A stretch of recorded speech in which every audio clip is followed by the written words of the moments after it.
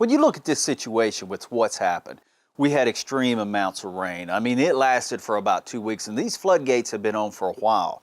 So here's the situation you want to look for, and this can happen anywhere in the country where you have a highland reservoir or a river system. Table Rock Lake, Bull Shoals, all of the White River, get on down to Toledo Bend, Sam Rayburn, all of East Texas. All of these lakes are the same. They have flood control, and their current really gets to ripping when it goes through there.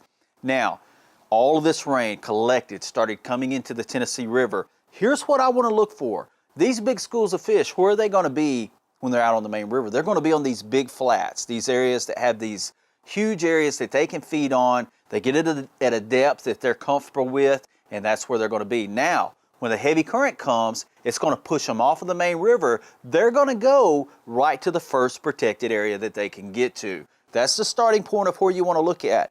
Then when you get there, you want to make those casts at those seams where those fish are close to the current because the water's a little bit warmer. They want to be out there where it's a little warmer, but those fish are not going to go to the backs of the cove. The water's too cold. They're going to stay out front where it's a little warmer, and they're going to be close to that current. They can't get in it. If it was summertime and the water temperatures were 70, 80 degrees, they would be all in that current because they need that oxygen. If you ever go to a Bass Pro Shops aquarium and you look in that aquarium, look at how the smallmouth are breathing. They're breathing really heavy. They like that current in the summertime, but even a fish that demands a lot of oxygen, the way a smallmouth bass does, cannot fight it when it's cold. They're cold-blooded creatures. It's just like seeing a snake out in the wintertime when the temperatures are cold. They don't move well.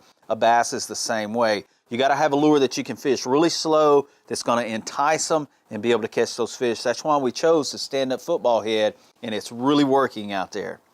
You got to take advantage when the water's cool, and that's what you get late winter, early spring, of being able to present your lure right where the bass are.